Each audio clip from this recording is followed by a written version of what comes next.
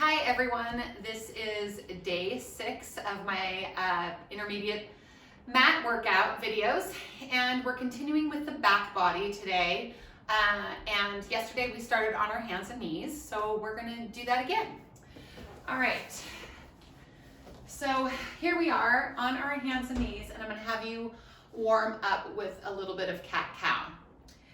So going into some spinal moves, you're going to tuck your tail, drop your head, round your spine for cat, and then gently moving into cow here.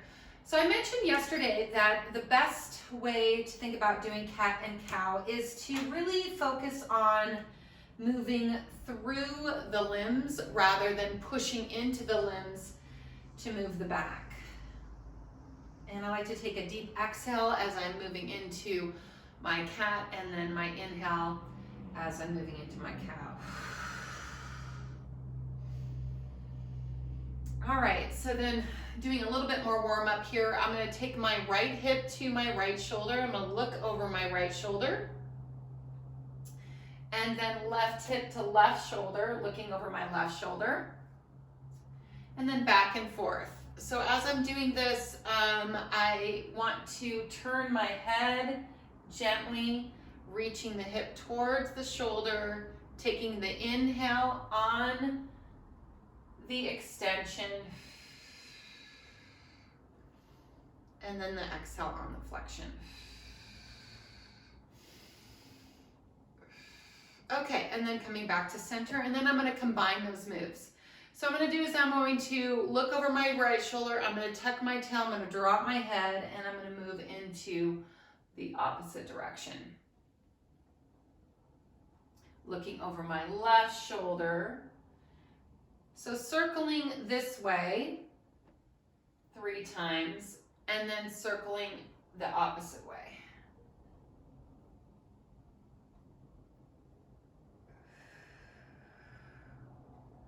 And just letting the head follow the line of the hips. All right. So I'm going to sit back. I'm going to roll my wrists out a little bit. So if you get wristy, remember what I said before about making sure that you take breaks when you need to. You can always pad up your wrists by putting something underneath the palm and changing that angle. You can use fists, whatever feels appropriate for you. Because we are going to come back into the position. We're going to be here for a bit. Okay, so coming back into this quadruped position, we're going to start with bird dog. And to do that, I want you to focus on that arm balancing again. So really co-contracting through the bottom arms, reaching up and drawing that shoulder blade back and down, pulling the ribs up, making sure your knees are right underneath your hips. So the right arm is going to reach straight out in front of you, and I want to lift that shoulder blade up so that bicep is by my cheek. And I'm going to come down. Maybe I'm holding that for about 5 seconds, and then I'm going to do the other side. And then coming back down. So let's do that again. Right side lifts, stretching through the shoulder, lifting up and coming down. And then the left side lifts, stretching, reaching, and then coming down. Okay, so now I'm going to do the legs. Right leg's going to go straight out. When I reach straight out, I want to make sure that my hips are staying square. So that means that I don't want to open up when I reach the leg out. I want to keep that pelvis in a neutral position. So I have to kind of do a little check there. And then I'm reaching through the distal end. So I'm reaching through the toe, but I'm really plugging into the hip socket. And then I'm squeezing the glute to lift the leg up. And then I'm coming back down. I'm going to do the other side, reaching through the toe, plugging through the hip, squeezing the glute, pressing up, and then coming back down. So I'm going to do one more each side. I'm holding it for probably about 5 counts. And coming down, and last side.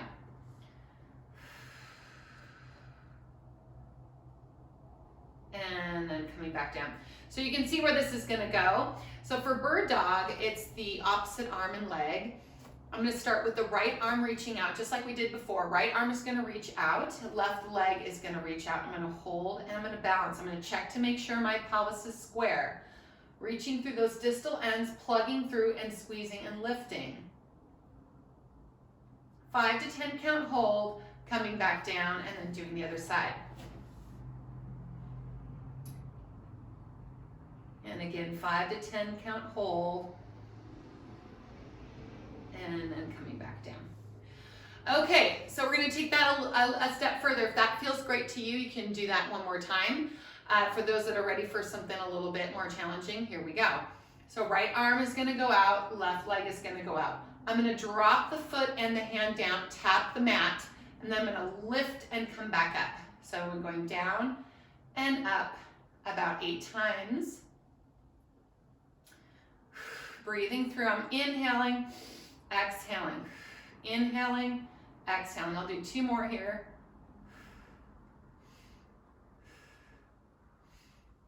And then coming down, I'm going to do the other side. So left arm, right leg, reaching out for my bird dog first, squaring my hips, making sure I'm reaching and plugging, going down, tapping, and lifting.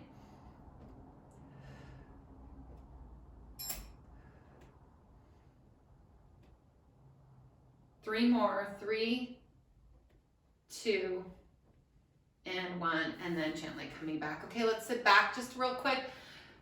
To lengthen everything out, we're going to come back into this position again. Taking it one step further, we're going to move into the coronal plane, so moving outside of our frame and taking that same concept and doing something a little bit different here. So I'm going to, I think, keep running into some things behind me, but I'm going to scooch forward a little bit. I'm going to take my right hand and I'm going to go into that bird dog like we did before, but now I'm going to open out to the side. So I got to watch out for that poster, and I'm going to hold it here. So I'm kind of at this diagonal between my right hand and my left leg, and I'm pushing into the mat with my left hand and my left knee, and then I'm going to bring it back and then gently down. So I'm going to do the other side. Out I go, straight out I go, and then I'm going to open it out on that diagonal. Still plugging and reaching. Maybe a 5 to 8 count hold, and then gently coming back and then down. Okay, so same thing as the bird dog. If that feels good to you and you just want to do that one more time, then do that again to make it a little bit harder. We're going to open all the way into that bird dog, and we're going to, I'm going to just come a little bit more forward here so I don't run into that poster. So I'm going to start here. I'm going to open and close, and just opening and closing. I'm really trying to stabilize through the left arm and right hip. Pressing down into the mat as I'm opening out through the side, and then bringing it down. So other side, taking it out and then back. I'm doing about, I don't know, 8 here. Let's do 3 more. 3, 2, and 1, and then gently coming back. And then we get to give ourselves a reward by going into child's pose. Whew. And that should feel amazing. Alrighty, so we're going to continue. If that gets wristy, just take breaks, roll your wrists out, whatever you need to do. You can always do fists if you need to change that up. But we're done with the quadruped for now, and we're going to go into a different position for the rest of our back body, which is kneeling. All right, so coming up to a kneeling position, this can be a little challenging because if you have any knee issues, probably just padding underneath the top of the shin here to suspend the kneecap, so that's a little bit more comfortable. The other thing is if you have like an ottoman at home or something where you can be upright and you can let your back of your feet dangle off, you can get more of that surface area of the lower leg down, which would be more comfortable. Because the hardest thing is just getting the feet to be flat like this. So if you don't have a lot of plantar flexion and you're forced more into this position, you can kind of put some downward pressure into the kneecap. So be careful of that. Pillow up, send your feet off an edge if you can. So starting in this kneeling position, I'm happy to take your hands to your hips. So the one thing that we're going to do here to just warm up this position and use some of the muscles of the back legs is hinging. We're hinging at the knee, we're staying in a straight line. and I'm using my, my hamstrings and my glutes to pull my legs back, but I'm also breaking from my quads and my abdominals. So primarily my rectus and my obliques are pulling in. So I'm really trying to think about that rectus contracting kind of inward in a long line to suspend and protect my back. I'm also thinking about folding in through here. It's almost like I'm drawing like a tight little bow in my front side and then holding it as I'm going back. You're gonna feel your quads working too because they're really braking, acting as a brake as the legs are pulling you back. Hands are on the hips and I'm breathing, exhaling to go out and back, inhaling to come up. All right, so this reminds me kind of like where you're at when you're doing your pelvic curl and you come into that highest position. It kind of looks more like a ramp when you're in that highest position rather than an arch. So when you're going back, it's trying to get that straight line. Your calves are on, your hamstrings are on, your glutes are on, and then you're braking here and you're pulling and controlling here as well. And then you're coming back. So it is quite a bit of work. Okay, so next thing that we're gonna do here is coming back to an upright position. I'm gonna have you take your arms all the way up to the ceiling. So the palms are gonna face in, and then as I bend my elbows, palms are gonna face away. And I'm thinking about pressing back and down with my arms. We did this yesterday in yesterday's video when I was lying on my stomach and I went into these goalpost arms and then I pushed and pulled back while we were lifting. So if you can think about doing this and keeping your spine in this sort of neutral position and just really getting those arms warmed up. I'm gonna do 2 more. Reaching long and then coming back. Okay, hands behind the head now, elbows are in our periphery. Okay, so with the hands holding the head, they're supporting the neck and the head.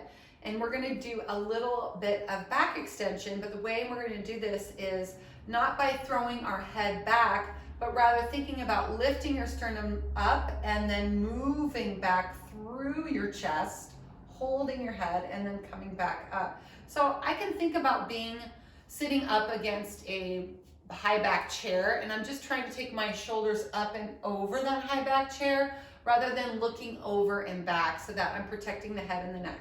So going over, and then at the same time I'm feeling almost that whole full body length all the way through my quads and my belly and holding it in and molding to my back. So I'm not pushing my back forward, I'm pulling everything back. This leads us into some other exercises that we're going to be doing next. Okay, and then one more, and you can see I'm just really holding my head and then gently coming all the way back, and then hands will be down. All right, so we're going to do a little rotation and then we're going to move into kind of my mat version of spear fish, which is a reformer exercise, short box exercise. Hands are going to go out to the side and I feel really stable through my back line here. So I'm really pushing down through my shins and I'm using the back of my legs to support everything through here. I'm lifting up through my crown. I'm going to inhale, rotate right. Exhale, come center. Inhale and rotate left. Exhale, come center. Let's do one more each side. And then rest. Okay, so this is where this is gonna go. This is considered a fairly advanced exercise on the reformer and not recommended for anybody who has back issues, specifically disc issues. So for those of you that do, just do the rotation, maybe a little hinging and stay with that, but don't do the combination movement. Okay, so for those of you that are ready, this is what we're gonna do. Arms out to the side, we're gonna inhale, rotate right. Okay, you're gonna exhale, you're gonna hinge back. So you can see I'm in the straight line again. And then I get to take my hand to my ankle. I'm a long body with arms, so I have that mobility. If you don't, you can also place a yoga block or a box or something right there to put your hand on. And then I'm gonna push down through my hand as I lift up through my opposite side. I'm getting this little bit of arch through my back. and I'm reaching up. It's more about up than it is about over. And then to come out of it, I'm just gonna pop that hand off. I'm gonna pull up through that top arm first, then bring the back arm up. I'm in that rotation, and I'm gonna gently come back to center, okay? Let's try the other side. We're gonna inhale and rotate. Exhale to hinge. Let the hand drop down. Find that stability. Reach and push through, gentle arch. It's all about the top hand reaching to lift you up first. And then we're back in that hinge, come back forward, and then de-rotate. Okay, let's do one more each side. Whew. And then coming back, reaching, lifting, opening, pulling yourself up first, coming back, unwinding forward. Okay, last side. Hinging, bringing that hand down, reaching up. I'm protecting my neck. I'm not letting my head fall back. I'm just lifting through my sternum. I can look down or up, and then bringing that arm up first, and then coming back, and then unwinding. Okay, hands to the back of the hips. Whew. Bring the elbows in, open the chest. Try to take the elbows as far back as possible, like towards each other. Like I imagine somebody pulling that and tying a bow back there. And then taking a deep breath in through the nose. And then we're gonna exhale, we're gonna draw the chin towards our chest. And then we're gonna gently fold ourselves down. As we fold ourselves down, we're gonna move into this child pose. And then just gently resting our head and letting our hands come down by our side. Taking a deep breath in and out. I don't know, maybe saying a little prayer. You got through it. And then gently coming back up. All right, so that was the last in our series of back body. And I'm gonna continue tomorrow with something new. So I hope you stay tuned. I'll see you again soon. Thanks.